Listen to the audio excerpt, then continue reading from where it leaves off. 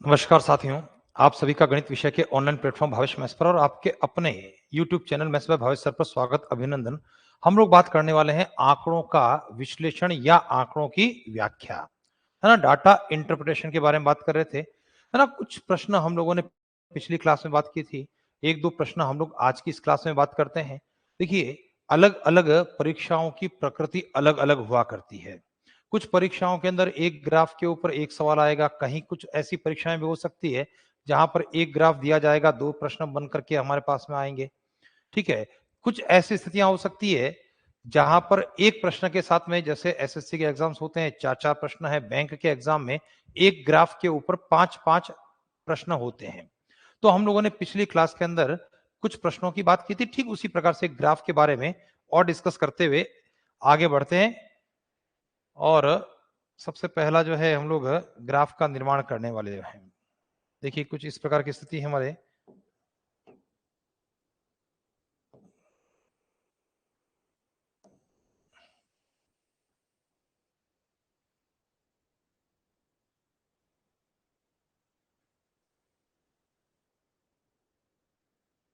चलिए जी, कुल मिलाकर के यहां पर अक्ष हो गई है हमारी एक्स और वाई अक्ष।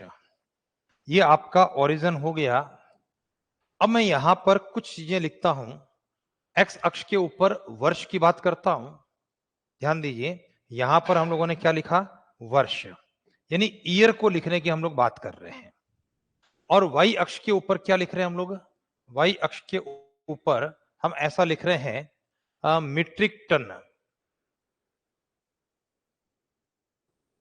मीट्रिक टन, यानी हम खाद्यान्न के बारे में बात करना चाह रहे हैं, अनाज उत्पादन की बात कर रहे हैं। और इधर मान लेते हैं इस वाई अक्ष के ऊपर कुछ आंकड़े मैं यहां पर प्लॉट करने की बात कर रहा हूं, जैसे 140 मीट्रिक टन, 160, 180, 200, 220, 240, 260, इस प्रकार के कुछ आंकड़ों के बारे में हमने बात की। अब चलिए, यहां पर कुछ वर्षों के बाद जो हम लोग कर रहे हैं, मान लेते हैं यहां पर वर्ष लिख दिया हम लोगों ने 2015। 2015 की बात करें तो देखिए, 2 बॉक्स में बना रहा हूं। पहली हाइट आप लोग देख पा रहे हैं, 200 की रेंज तक हम लोगों ने बढ़ाया है पहली हाइट को। और उससे चिपकती हुई दूसरी हाइट को हम लोगों ने लिखा, और उसके अंदर यहां पर ये वाला पहले को खाली छोड़ दिया और दूसरे को इस प्रकार से फिलअप कर दिया हम लोगों ने। ये 200 2015 का आंकड़ा हो गया, है ना? मैं उम्मीद करता हूं कि पढ़ भी आप पा रहे होंगे। ठीक है। इसी क्रम में 2015 के बाद 2016 की अगर बात करता हूं, तो इधर बॉक्स की हाइट की बात अगर करें हम लोग, तो पहली हाइट हम लोग ले रहे हैं 180।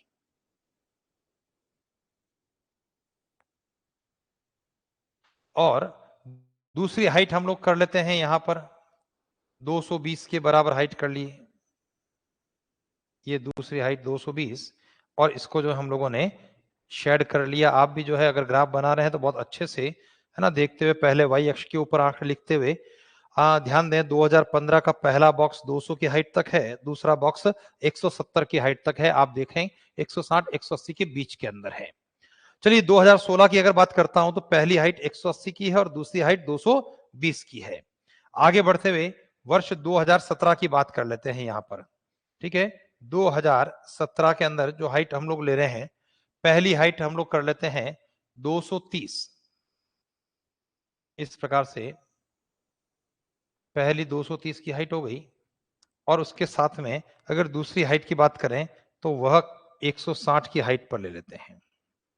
मैं उम्मीद करता हूं कि आप इसको देख भी पा रहे हैं। फिर भी मैं इसके बॉक्स के ऊपर लिख देता हूं, यहां पर 200 की हाइट हमने की है, 170, क्योंकि ग्राफ को ही देखना है, ग्राफ को ही पढ़ना है, और ग्राफ को पढ़ करके आपको अपने प्रश्नों के उत्तर देने हैं। ये 220, यहां पर हम लोगों ने 230 की हाइट की है, और इधर जो है 160 की हाइट की है। चलिए, 2018 एक ग्राफ और बना लेते हैं, एक बॉक्स और बना लें।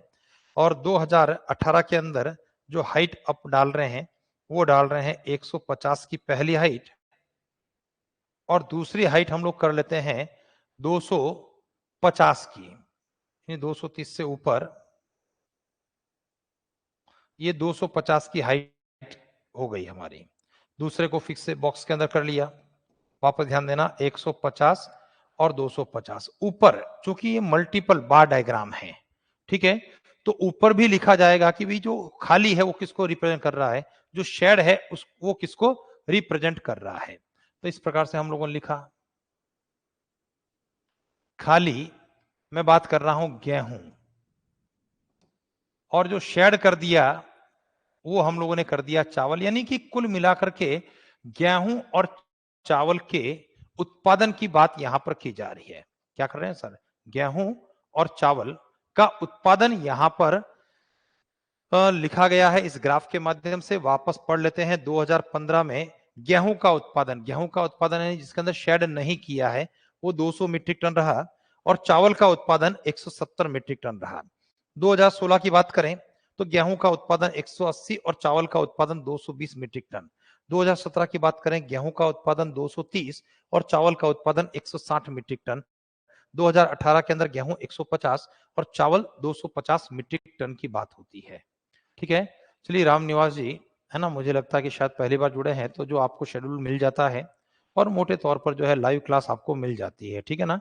कहीं पर जैसे मान लिया कोई रविवार का दिन है तो उस दिन ऑफ हो जाता है, त्योहार का दिन है जैसे राखी था उस पर ऑफ हुआ, अगला जैसे 15 अगस्त हो सकता है, या और भी कोई, या किसी व्यक्तिगत काम से, है ना, अगर मैं कहीं बिजी हूं तो मे बी, या आउट ऑफ स्टेशन हो तो क्लास ऑफ हो जाती है। बाकी मोस्टली आपको जो है लाइव क्लास इस प्रकार से आपको मिलती रहेगी। अब इसके ऊपर जो है हम लोग 2 से 3 प्रश्नों के बारे में बात कर लेते हैं। मान लेते हैं हमारा पहला प्रश्न, इस प्रश्न के लिए इस ग्राफ को देखते हुए प्रश्न इस प्रकार से है, 2016 की तुलना में, 2016 की तुलना में वर्ष 2017 में, वर्ष 2017 में गेहूं के उत्पादन में, गेहूं के उत्पादन में कितने प्रतिशत वृद्धि हुई, कितने प्रतिशत वृद्धि हुई।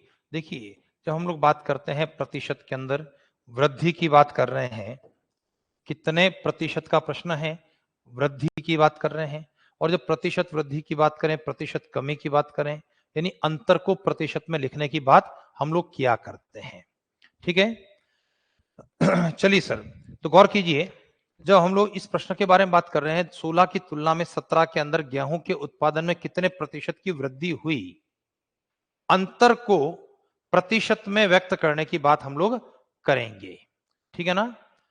चलिए, तो गौर कीजिए, जब हमारी बात हो रही है 16 और 17 के अंदर और गेहूं की बात हो रही है, खास बात यह है, गौर कीजिए, तो 2016 में गेहूं का उत्पादन आप देख रहे हैं, गेहूं वाला बॉक्स 180 पर है, 2017 में गेहूं का बॉक्स 230 पर है।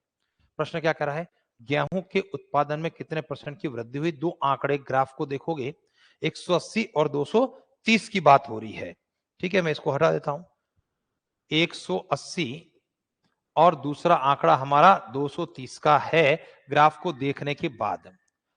वापस से अगर मैं इसको हटाता हूं तो, और ज्यादा डिटेल में लिखने की अगर बात करूं आपके साथ, तो 2016 की अगर बात कर रहा हूं तो 2016 में गेहूं 180 मीट्रिक टन है, और 2017 की अगर बात करते हैं तो गेहूं का उत्पादन 230 मीट्रिक टन की बात हो रही है, ठीक है। अब कितने परसेंट की वृद्धि हुई, अंतर को प्रतिशत में व्यक्त करने की हम लोग बात करें, 180 और 230 के बारे में बात करें, बताइए कितना बढ़ता हुआ नजर आ रहा है, 50। वृद्धि हमेशा छोटे वाले मान पर होगी, इसको ध्यान देना है। 180 और प्रतिशत में कन्वर्ट करने के लिए 100 का गुणा कैलकुलेशन करते हुए अपना आंसर दे दें आप। ये कट गया, 2 का पहाड़ा 9 बार, 2 के पहाड़े से 50 बार, 250/9। अब ये डिपेंड करेगा ऑप्शन के ऊपर कि भाई दशमलव में कन्वर्ट किया जा रहा है या भिन्न के अंदर आपका उत्तर दिया जा रहा है। जैसे यहाँ पर एमएस भाटी जी भिन्न में दे रहे हैं, पुखराज जी अपना आंसर जो है दशमलव के अंदर दे रहे हैं, ठीक है। तो दोनों ही चीजें सही है, लेकिन ये जो ऑप्शन कहेगा वो आपको काम करना है वहां पर। तो मैं यहाँ पर दशमलव बदलने की बात कर रहा हूं।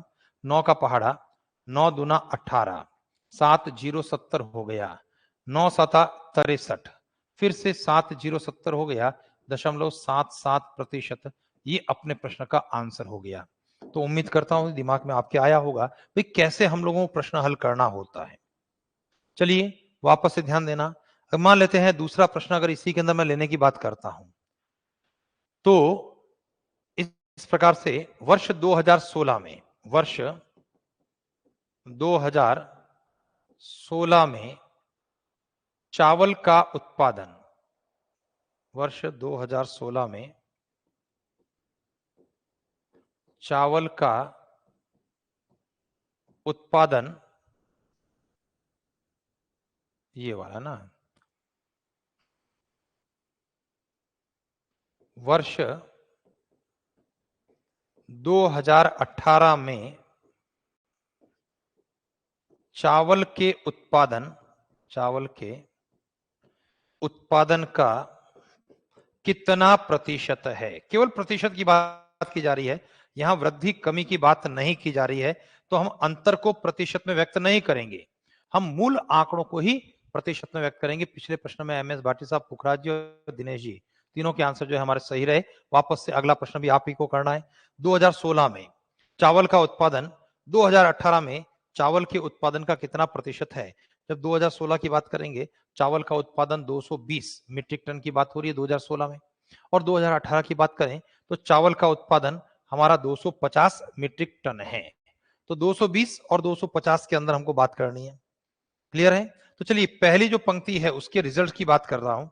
जब मैं अंडरलाइन कर रहा हूं वर्ष 2016, वर्ष 2016 में चावल का उत्पादन जो अंडरलाइन की है उसका मतलब है 220। उसके बाद की पंक्ति वर्ष 2018 में चावल का उत्पादन 250 और अंतिम शब्द का कितना प्रतिशत है। यहां पर अगर आपने प्रतिशत के पढ़ा है तो दिमाग में आपके आ रहा होगा जब तक वृद्धि कमी है ना की बात नहीं होगी तब तक हम लोग अंतर की बात नहीं करेंगे। मूल आंकड़ों को प्रतिशत व्यक्त करने की बात करेंगे और मूल आंकड़ों में भी जहां का लिखा है उसको आपको बटे में लिखना होगा। तो चलिए सर यहां पर हम लोग यहां 250 का, तो इसको आपको बटे में लिखना होगा। तो 220 ऊपर रहेगा, 250 नीचे, प्रतिशत में कन्वर्ट करने के लिए 100 का गुणा, एक जीरो से जीरो कट गया, 25 का पहाड़ लगा 4 बार और 22 का 4 से गुणा कितना हो गया 88%। ये अपने प्रश्न का आंसर हो गया। चलिए एक से दो प्रश्न इसी के ऊपर और बात कर लेते हैं।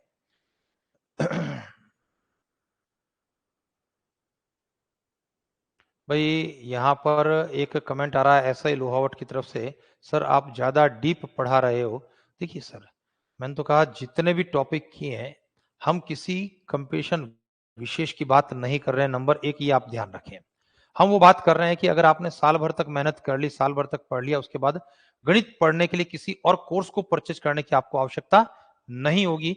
इस उद्देश्य से हम लोग बात कर रहे हैं। दिनेश जी बात कर रहे हैं कांस्टेबल की भर्ती परीक्षा के अंदर है ना, जो हम SICI की बात करेंगे बिल्कुल इस टॉपिक के बाद में, जो हम लोग SICI 17 तारीख के बाद में लेने का प्लान करेंगे, ठीक है ना। चलिए आगे बढ़ते हैं। अगली जो बात हो रही है इसी ग्राफ को देख करके और बात करते हैं। अभी हमने गेहूं गेहूं चावल चावल की बात की है, अनुपात का प्रश्न बन सकता है, ठीक है। औसत के बारे में भी प्रश्न हो सकता है, लेकिन एक प्रतिशत के बारे में बात करते हैं।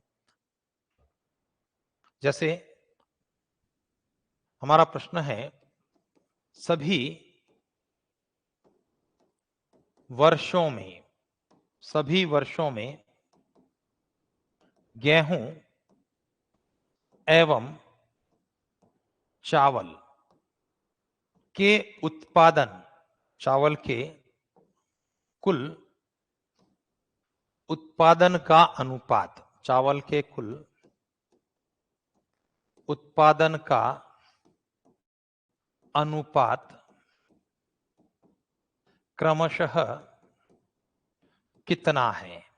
चलिए सर प्रश्न कह रहा है सभी वर्षों में, सभी वर्षों का मतलब क्या है, जो 2015, 16, 17 और 18 इन 4 वर्षों के बारे में हम लोग बात कर रहे हैं, 15, 16 है ना। सभी वर्षों में गेहूं और चावल के कुल उत्पादन का अनुपात क्या है। अब इससे आसान सवाल हो नहीं सकता है। आप देखो गेहूं का उत्पादन कहां कहां है, उन सबको जोड़ना है। चावल का कुल उत्पादन आपको तय करना है और उसके बाद अनुपात की बात करना है। तो देखिए गेहूं की अगर बात कर रहा हूं तो 200, 180, 230 और 150। ठीक है, तो हमारा आंसर क्या रहा? हमारा उत्तर रहा गेहूं और चावल के अनुपात की बात कर रहा हूं। गौर कीजिए वापस से, गेहूं के लिए चार आंकड़े मेरे पास में है, 200, 180, 230 और 150। 200, 180, 230 और 150।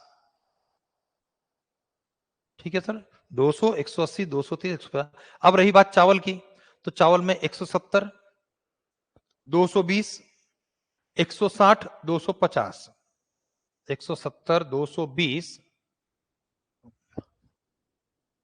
170, 220, 160 और 250। वापस से आप चेक भी कर लें सर, है ना?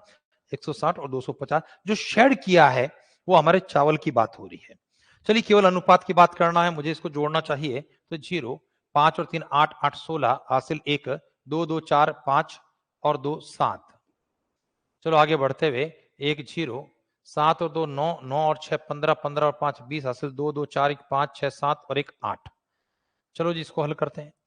0, 5 3 8 8 16, हासिल 1 3 4 और 2 6 और 1 7।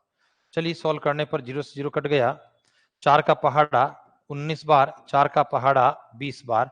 तो गेहूं और चावल के उत्पादन का अनुपात 19:20 है ना। प्रेम प्रकाश जी, पुखराज जी, दोनों के आंसर आपके सही है। एमएस भाटी जी, आपका भी आंसर सही आ चुका है।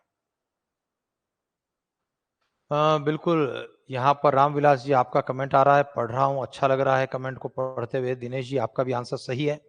चलिए एक प्रश्न के बारे में और बात कर लेते हैं। पिछले प्रश्न के अंदर भाई हम लोगों ने बात की 2015, 16, 17 और 18। अब मैं बात करना चाह रहा हूं 2019, है ना। तो इन उत्पादन के अंदर वृद्धि कमी के बारे में बात करना चाहता हूं। वर्ष 2018, 15, 16, 17, 18 की बात हो गई, तो अब 19 की बात कर लेते हैं ना, 18 के बाद में। वर्ष 2019 में गेहूं के उत्पादन में 40% वृद्धि एवं चावल के उत्पादन में चावल के उत्पादन में 10% की कमी का अनुमान हो, तो इस वर्ष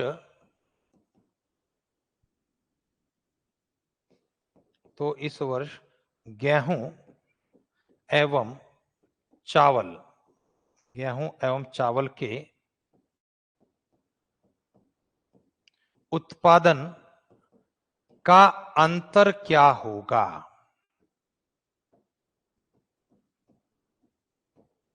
प्रश्न क्या कहता है भाई? 2018 तक की तो बात हम लोग कर रहे थे इस ग्राफ के माध्यम से।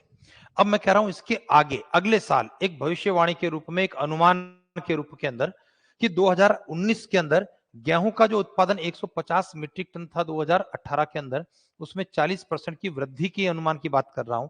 और चावल का उत्पादन 10% की कमी की अगर बात करता हूं, तो उनके उत्पादन का अंतर कितना होगा, डिफरेंस की बात हम लोग कर रहे हैं। ठीक है, चलिए जी फटाक से जल्दी से। भाई गेहूं का उत्पादन तो बढ़ाना है 40% और चावल का उत्पादन घटाना है 10%, और ऐसा करने के बाद उनका अंतर कितना होगा, उत्पादन क्या होगा, उसमें अंतर क्या होगा। चलिए रामविलास जी आपका एक कमेंट और भी पढ़ पा रहा हूं। चलिए दिनेश जी, इस प्रश्न का आंसर जो है आपके द्वारा आ रहा है, देखते हैं सर। अभी देखो, हम बात करेंगे गेहूं का उत्पादन और चावल का उत्पादन। गेहूं का उत्पादन 2018 की बात कर रहे हैं हम, ठीक है ना। गेहूं है 150 मीट्रिक टन और चावल का उत्पादन है 250 मीट्रिक टन। ये आपका प्रश्न कहता है, आपका ग्राफ जब आप पढ़ते हैं 2018 में 150 और 250 है। चलिए आगे बढ़ते हुए मुझे बताइए 2019 में क्या होना है। 2019 के अंदर चावल 10% कम होना है, गेहूं 40% बढ़ाना है। तो दो काम है, या तो 150 का 40% निकाल के जोड़ दें और या सीधा 150 का 140% ही कर दें। तो गौर कीजिए यहां पर क्या करना चाहता हूं, 150 का 140% ही करना चाहता हूं, क्योंकि 150 बेस है आपका, 100% है, और जब उसमें 40% की वृद्धि करने वाले हैं, 40% बढ़ाने वाले हैं, तो 100 प्लस 40 कितना हो गया, 140% हो गया। तो इसको जब सॉल्व करते हैं तो 150 गुणा 140/100, 2 0 कट गए और गुणा करने पर 15 चौक 60 हासिल 6, 15 और 6 21, 210 मीट्रिक टन हो गया। गेहूं का उत्पादन इतना होने की उम्मीद करते हैं। और इसी प्रकार से चावल का उत्पादन 10% कम करना है, और 10% कम करने का मतलब है 10 घटाना 100 में से 90% बनाना। तो ये हो गया 250 गुणा 90/100, 20 से 20 कट गया, 225 मीट्रिक टन। अब आपका इनका अनुपात पूछ सकता था, समझ गए। हमने इस प्रश्न के अंदर अंतर पूछा है, तो अपने प्रश्न का आंसर क्या रहा, अंतर का मतलब है 15 मीट्रिक टन। ठीक है, ये अपने प्रश्न का उत्तर है। तो कुल मिलाकर के चीजें वही है जो प्रतिशत में, अनुपात में, औसत में पढ़ी है, साधारण स्थिति के प्रश्न होते हैं हमारे। लेकिन जो आंकड़े हैं वो हम लोगों को कहां से पढ़ना पड़ते हैं, ग्राफ के माध्यम से पढ़ना पड़ता है। ठीक है।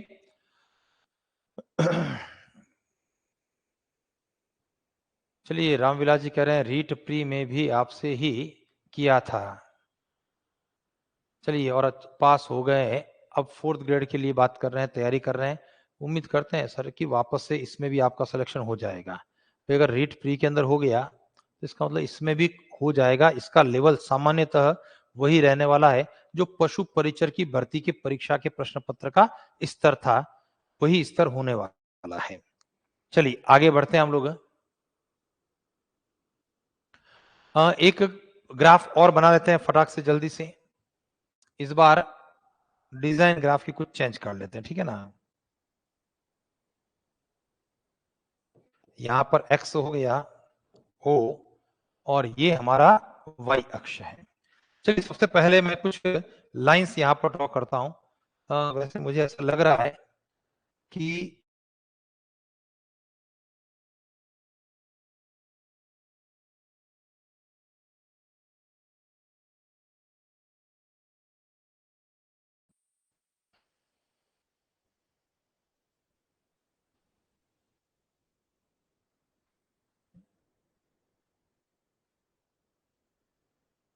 चलिए ये आपको नजर आ रहा होगा, अक्ष के बारे में बात हो रही होगी, ठीक है ना।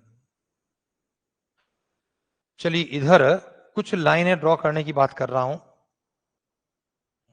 आपके कॉपी के अंदर ये लाइनें ऑलरेडी ड्रॉ होगी ऐसी उम्मीद है, नहीं है तो आप मार्किंग कर लें उसको।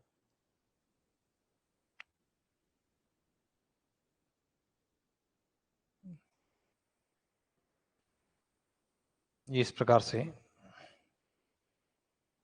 चलिए सर, अब हम लोग वापस से आते हैं।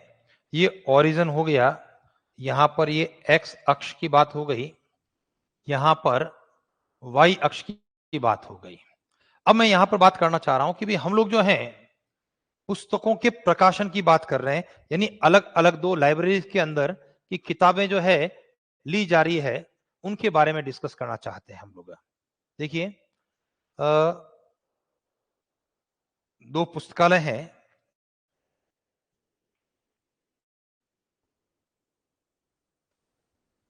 यहां पर 2021, 2022, 2023, 2024 और 2025, ये वाले हमारे आंकड़े हैं सर, ठीक है ना।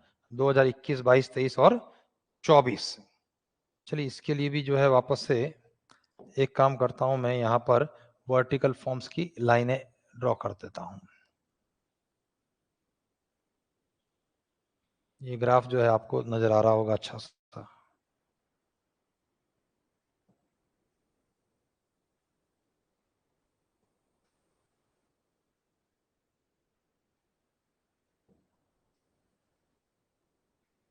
चलिए सर, अब मैं यहां पर दो अलग अलग पुस्तकालयों के बारे में बात करता हूं। देखो, पहला काम, वाई अक्ष के ऊपर कुछ आंकड़ों को लिख लेते हैं। वाई अक्ष के ऊपर आंकड़े जैसे लिखे गए हमारे 510, 520, 530, 540, 550, 560, 570 इस प्रकार से, ठीक है। और ऐसा एरो करके आप लिख सकते हैं पुस्तकें, ठीक है। इधर देखिए, दो प्रकार के मैं शेड बनाने की बात कर रहा हूं। एक तो मैं बना रहा हूं ऐसा चौकोर निशान, रेक्टेंगल, वर्ग या आयत का रूप आप देख रहे हैं। ये एक तो आयताकार चिन्ह बना रहा हूं, ठीक है। और उसके साथ के अंदर एक चिन्ह में त्रिभुजाकार बना रहा हूं, है ना, त्रिभुज के आकार का एक चिन्ह। तो आयत का जो चिन्ह बना वो हमने बनाया 520 पर, और त्रिभुज वाला चिन्ह जो बन रहा है हमारा 540 के ऊपर बन रहा है, ठीक है। अब चलिए सर आगे बढ़ते हैं। आयत, अगला जो आयत बन रहा है वो 550 के ऊपर बन रहा है बॉक्स, 550। और ट्राइंगल जो शेप हो गया हमारा वो हो गया 520 और 25 के बीच, 520 और 30 के बीच में। तो आपके दिमाग में आएगा जब 520 530 के बीच में है तो ये 525 पर है। एक मिनट सर, ये ट्राइंगल यहां नहीं बनाना था मुझे, ट्राइंगल हम बना रहे हैं इसी लाइन के अंदर, है ना, 520 530 के बीच में। चलिए आगे बढ़ते हैं। फिर अगला जो है चौकोर निशान आ गया 560 पर,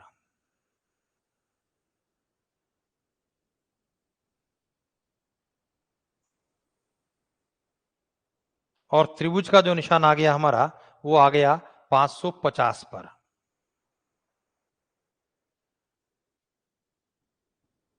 ठीक है। आगे बढ़ते हुए अब अगला जो निशान ले लेते हैं हम लोग, आयत का निशान, वो लेते हैं 530 पर।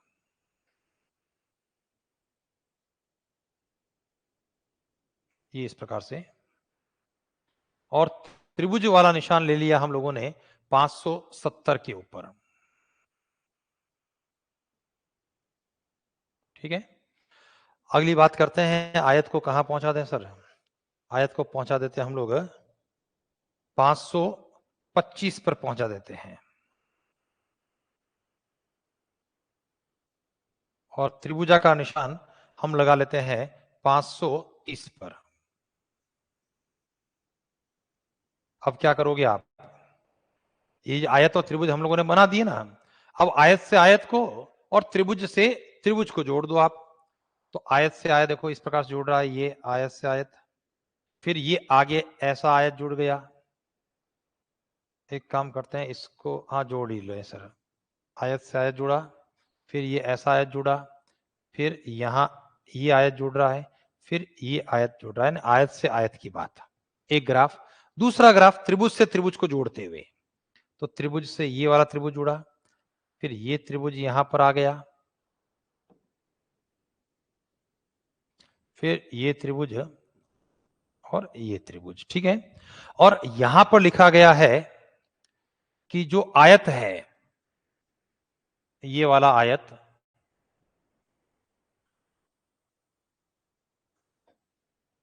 ये है ए, और जो त्रिभुज है वो बी। और हमारा जो स्टेटमेंट है वो इस प्रकार से है, दो पुस्तकालय, दो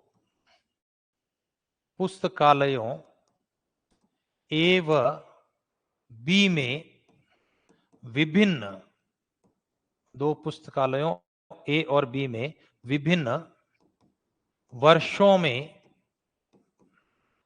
क्रय की पुस्तकों की संख्या, क्रय की पुस्तकों की संख्या। तो मुझे बताइए, क्या आप इसका विश्लेषण कर पा रहे हैं? क्या आप इस ग्राफ को पढ़ पा रहे हैं? भाई ग्राफ जो है, मैं उम्मीद करता हूं बहुत अच्छा सा नजर आपको आ रहा होगा। और अलग अलग वर्षों के अंदर जो लाइब्रेरी ए यानी पुस्तकालय ए और पुस्तकालय बी के अंदर जो पुस्तकें परचेज की गई है, खरीदी गई है, उनकी संख्या इसके माध्यम से प्रदर्शित हो रही है। देखिए आप 2021 के अंदर अगर मैं ए की बात करता हूं तो जो चौकोर निशान है वो पुस्तकालय ए की बात करता है, और जो त्रिभुज बना हुआ है वो पुस्तकालय बी की बात करता है। ये इस प्रकार की बात है ना, ये जो है ना त्रिभुज का निशान, ये बी को रिप्रेजेंट करता है, ये आपको दिखा जाएगा।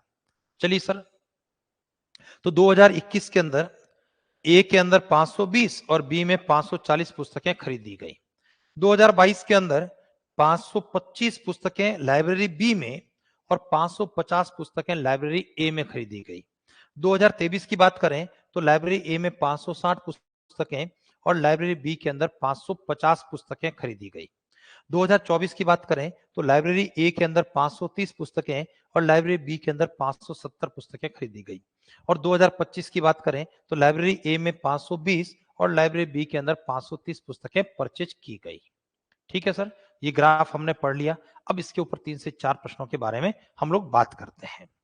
चलिए सर, हमारा जो पहला प्रश्न है वो कुछ इस प्रकार से, वर्ष 2022 में पुस्तकालय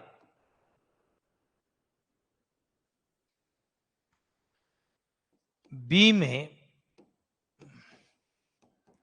क्रय की पुस्तकों की संख्या, क्रय की पुस्तकों की संख्या उसी वर्ष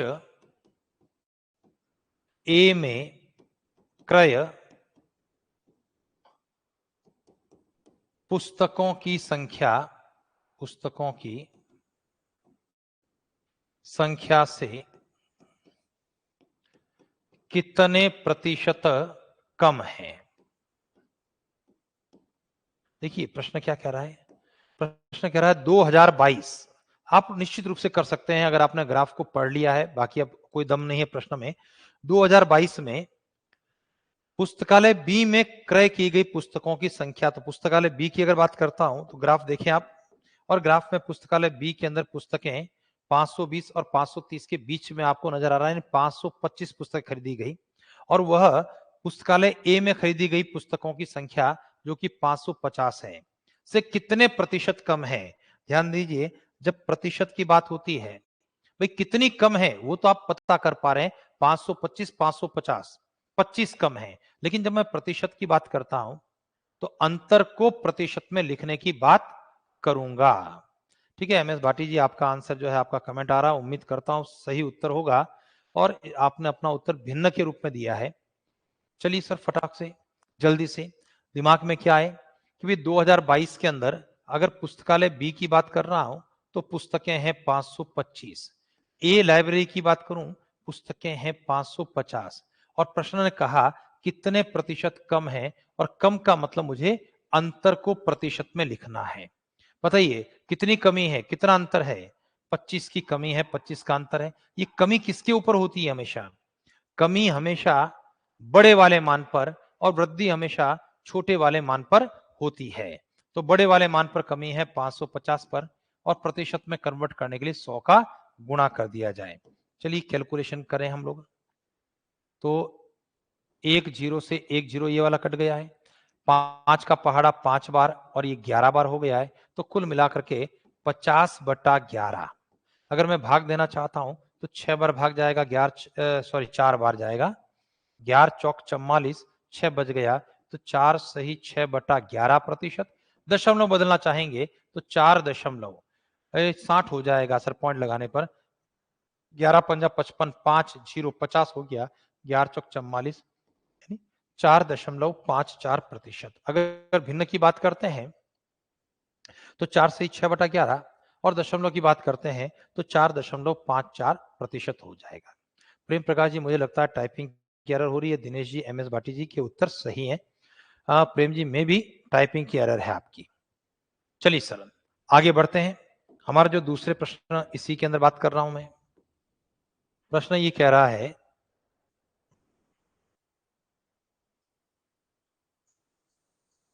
वर्ष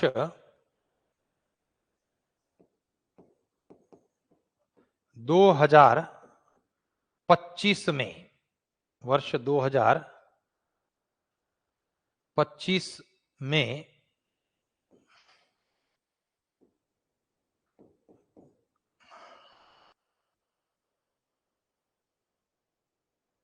गत वर्ष की तुलना में, वर्ष 2025 में गत वर्ष की तुलना में पुस्तकालय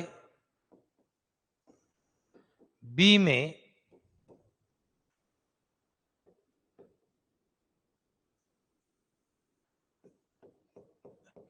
कितने प्रतिशत पुस्तकें कम खरीदी गई, कम खरीदी गई। चलो करो सर। भाई 2025 की बात कर रहा हूं। 2025 में गत वर्ष की तुलना में, गत वर्ष यानी 2024 की तुलना में पुस्तकालय बी में, पुस्तकालय बी का मतलब त्रिभुज का निशान, देखिए 2025 में ये और गत वर्ष में पुस्तकालय बी में ये। प्रश्न कह रहा है कितने प्रतिशत पुस्तकें कम खरीदी गई। यानी 2024 की बात करें तो 2024 के अंदर पुस्तक खरीदी गई 570 और 2025 की बात करें तो पुस्तकें खरीदी गई 530। प्रश्न कह रहा है कितने प्रतिशत पुस्तकें कम खरीदी गई लाइब्रेरी बी के अंदर। इस प्रकार का आपका प्रश्न है। चलो जी, तो मैं यहां पर जो है अपना उत्तर के बारे में फिर से बात करता हूं। देखिए गौर कीजिए, हमारी बात आएगी भाई बी 2024 की बात कर रहा हूं और 2024 में 570 पुस्तकें हैं और 2025 की बात कर रहे हैं, पुस्तकें खरीदी गई 530 और प्रश्न करा कितने प्रतिशत पुस्तकें कम खरीदी गई लाइब्रेरी में। फिर से वही बात आ रही है, अंतर को प्रतिशत में व्यक्त करने की बात आपको करनी होगी। और जब अंतर को प्रतिशत में व्यक्त करेंगे तो देखो यहां पर 40 का अंतर हो गया, 40 की कमी है। कमी हमेशा बड़े मान पर, वृद्धि हमेशा छोटे वाले मान पर होती है। और गुणा 100, जीरो से जीरो काटते हुए 400/57। अब 400 में 57 का भाग देना है मुझे। आप कहीं पर अलग से रफ के अंदर उस भाग को दे करके काम चलाएं। यहां पर छह बार भाग जाएगा सर, ठीक है। तो ये 400 हो गया, 6×7=42, हासिल 4, 30 और 4 हो गया 34। लेकिन 7 बार भी जा रहा है ऐसा लग रहा है मुझे। 7×7=49, हासिल लगा 4, 35×4=39। ये भाग जो है 6 बार नहीं सर, ये हमारा 7 बार भाग जाता हुआ मुझे नजर आ रहा है। 7 बार लेंगे तो देखिए हमारी स्थिति क्या, 7×7=49, हासिल 4, 7 और 5 का गुणा 35 और 4 39, यानी 7 से ही 1/57% की कमी होगी। अगर आपको लगता है दशमलव में है तो आप इसको दशमलव में कन्वर्ट कर दें, है ना। 7 से ही 1/57। और ध्यान दीजिए 7 दशमलव अगर दशमलव में कन्वर्ट करते हैं तो फिर 0.1 होगा। ये जो रिजल्ट आएगा ना, अगर प्रतिशत पॉइंट के अंदर कन्वर्ट कर रहा हूं मैं तो 7 फिर 0.1% इस प्रकार से उत्तर होगा। क्योंकि पहले जब एक बचा तो पॉइंट लगाया, पॉइंट लगाने के बाद में एक के पीछे एक जीरो 10 हो गया और 10 में 57 का भाग नहीं जाता है तो भाग टूटने का जीरो लगाने के बाद 100 पढ़ा जाएगा और 100 में 57 का भाग एक बार, तो 7.01% इस प्रकार से आपका आंसर होगा। तो उम्मीद करता हूं कि ये इस प्रकार से ग्राफ हम लोग पढ़ने की स्थिति में होंगे, पढ़ सकते हैं। चलिए आगे और बढ़ते हैं हम लोग। जैसे एक ग्राफ, एक टेबल को और बनाते हैं इस बार, है ना। अभी तक जो हम लोग ग्राफ की बात कर रहे थे और अब हम टेबल की बात कर लेते हैं।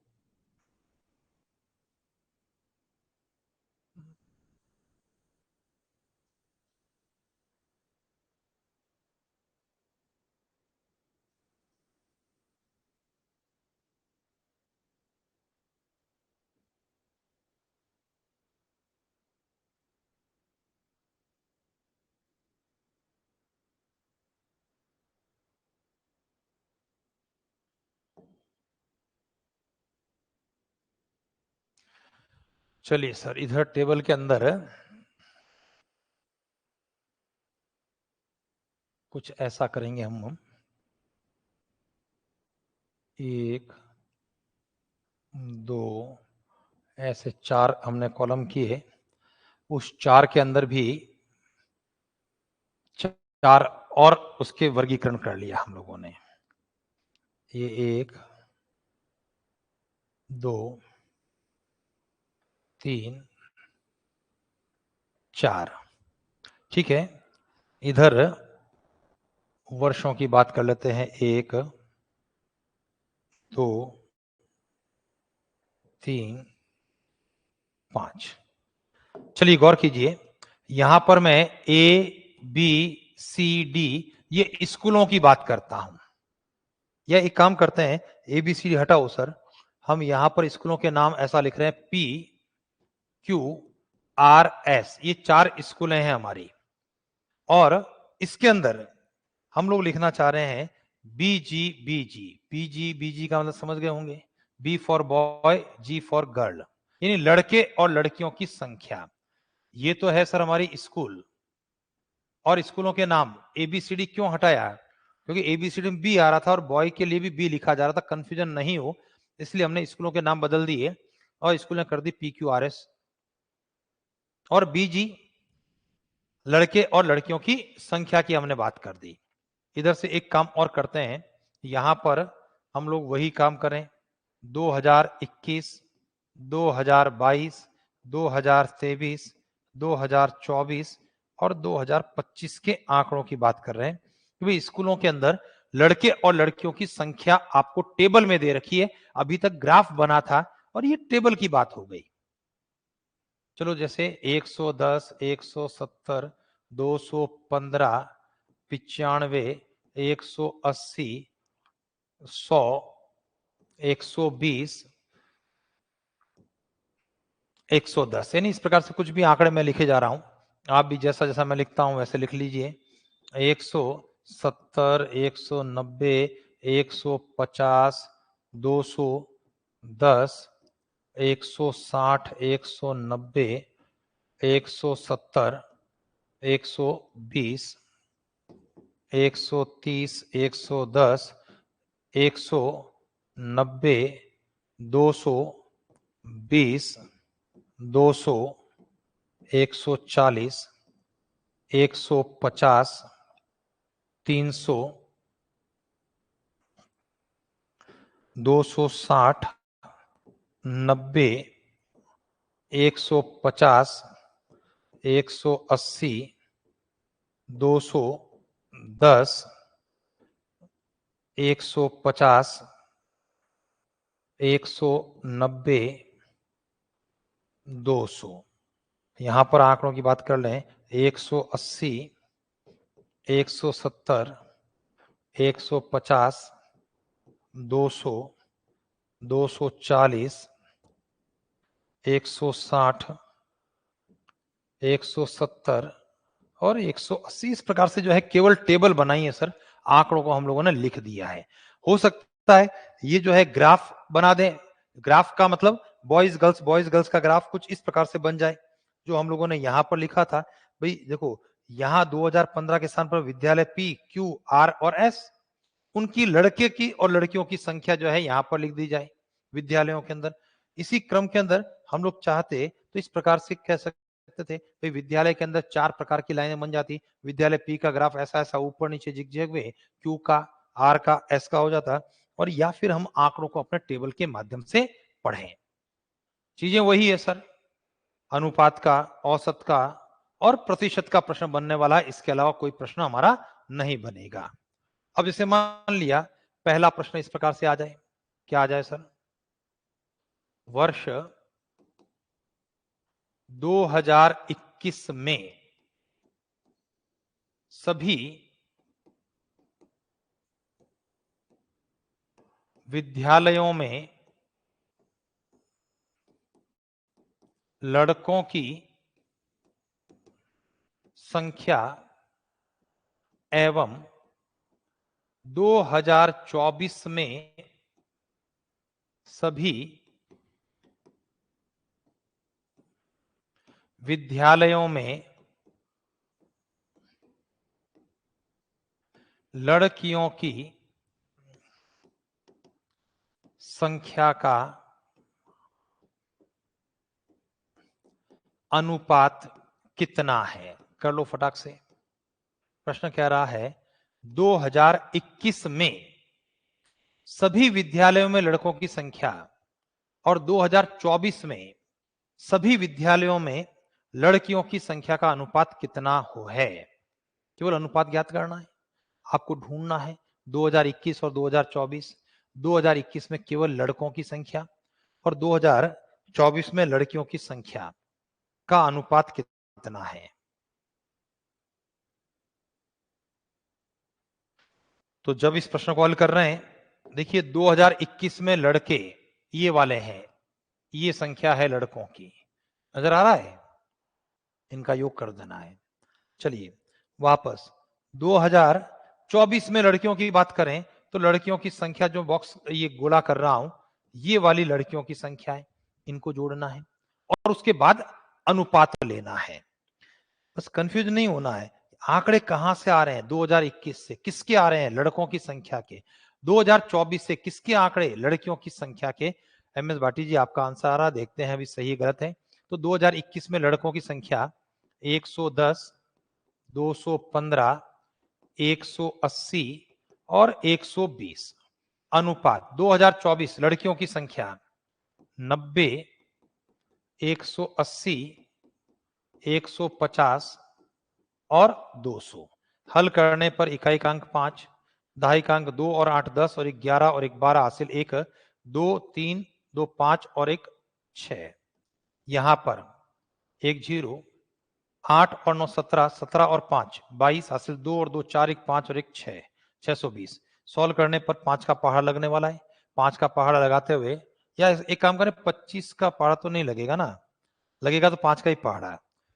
5 के पहाड़े से 5 एकम 5, 5 दूना 10, पचम 25। 5 का पहाड़ा 5 एकम 5, 5 दूना 10, 5 चौक 20। तो 125 अनुपात 124 ये अपने प्रश्न का आंसर आ रहा है। तो एम एस भाटी जी आपका भी आंसर गलत आ रहा है, मुझे जैसा लग रहा है, और प्रेम प्रकाश जी हमारा उत्तर भी गलत आ रहा है। कैलकुलेशन एक बार दोबारा से चेक भी कर लेता हूं क्योंकि दोनों के आंसर मेरे आंसर से मैच नहीं कर रहे हैं। 2021 लड़कों की संख्या 110, 215, 180 और 120।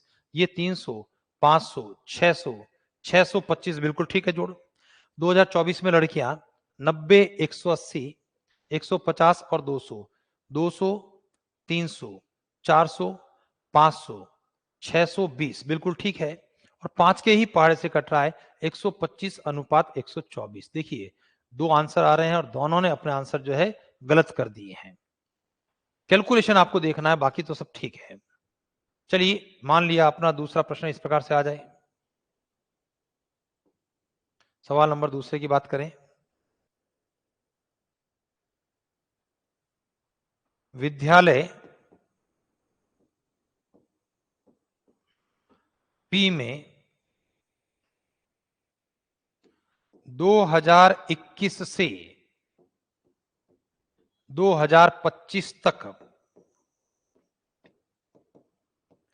पढ़ने वाली लड़कियों की संख्या, ध्यान दीजिए क्या कहना चाह रहा है प्रश्न। हमारा प्रश्न कहना चाह रहा है विद्यालय पी की बात कर रहा है केवल, और विद्यालय पी में 2021 से 2025 तक पढ़ने वाली लड़कियों की संख्या। अब आगे बढ़ते हैं।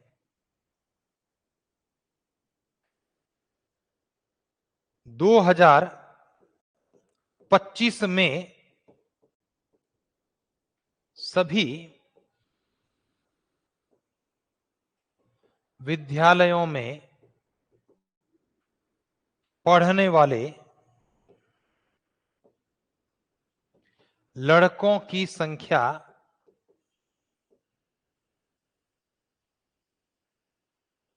का कितना प्रतिशत है? का कितना प्रतिशत है? चलो सर अच्छे से सोचो इस प्रश्न को। प्रश्न कह रहा है विद्यालय पी में 2021 से 2025 तक लड़कियों की संख्या। ध्यान दीजिए, मैं अगर यहां पर देखता हूं तो विद्यालय पी में 2021 से 2025 तक पढ़ने वाली लड़कियों की संख्या, यानी मुझे इनको जोड़ना है। ठीक है, तो अगर मैं इसको जोड़ता हूं तो 0 0 0 0 0 ये 0 हो गया, 7 और 9 16 और एक 17, 17 और 9 17, 26, 26 और 7 33, हासिल 3 4 5 6 7 730। यानी विद्यालय पी में पढ़ने वाली लड़कियों की संख्या का योग कितना हो गया? 730। और अब अपना प्रश्न क्या कर रहा है? 2025 में सभी विद्यालयों में पढ़ने वाले लड़कों की संख्या, 2025 में सब विद्यालय लड़कों की संख्या। तो ध्यान दीजिए, सब विद्यालयों में लड़कों की संख्या, इनको जोड़ने की बात करूंगा। ये 2 3 और 4, बताइए इनकी जोड़ कितनी बनेगी? हर विद्यालय में लड़कों की संख्या जब जुड़ेगी तो 0 0 0 0, ये योग हो रहा है लड़कों का 0।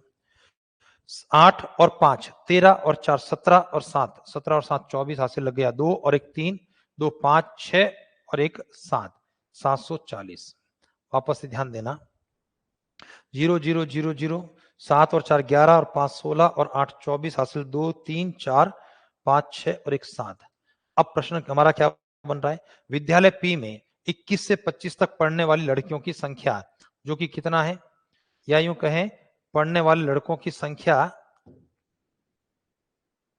से कितना % कम कर दूं?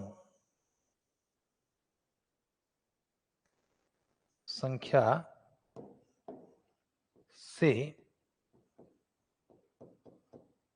कितना % कम है? और कम का मतलब क्या है?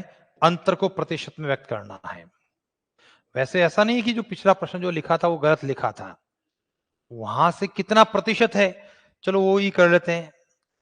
लड़कों की संख्या का कितना % है, तो वहां अंतर की बात नहीं करेंगे।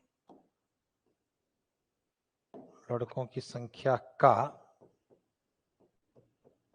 कितना % है? चलिए, तो हम लोगों ने देख लिया विद्यालय पी में लड़कियों की संख्या 730, विद्यालय 2025 में लड़कों की संख्या सभी विद्यालयों में 740, और अंतिम शब्द है का कितना %। मूल आंकड़ों को प्रतिशत में व्यक्त करने की बात हमको करनी होगी, और मूल आंकड़ों के अंदर भी हर में उसको लिखना है जिसके साथ में का लिखा है। तो हर में 740 रहेगा, ऊपर 730 रहेगा और गुणा 100, 1 0 कट गया तो 7300/74 ये जब भाग जाएगा सर, तो देखो सबसे पहले 9 बार भाग जाने वाला है। 9 बार जब भाग गया तो 9 चौक 36, मैं यहां पर लिखने की कोशिश करता हूं, ये है 7300, और उसमें भाग दे रहे हैं हम लोग ऐसा 74 का 9 बार भाग, 9 चौक 36, हासिल 3 63 और हासिल का 3 63 और 3 66। वापस से गुणा चेक कर लें, 9 चौक 36 हासिल 3 63 और 3 66, घटा दें 6 4 10 हासिल 1 7 और 6 13 64 हो गया, ऊपर से उतरा 0। अब भाग जाएगा 8 बार, सही है ना? क्योंकि 9 बार भाग जाने पर 666 हो जाता है, तो अब 8 बार भाग जा रहा है, तो 8 चौक 32 हासिल 3, 8 और 7 56, 56 और 3 59, ये हो गया सर आपका 8 2 10 हासिल 1, 10 4 14 48, पॉइंट लगाने पर ये हो जाएगा 0। ठीक है, और पॉइंट लगाने पर 0 हो गया, 480 आ गया, 480 के अंदर 8 बार 592 है, तो 6 बार भाग जाने वाला है। 6 चौका 24 हासिल लगा 2, 42 और 2 44, यानी 98.6%।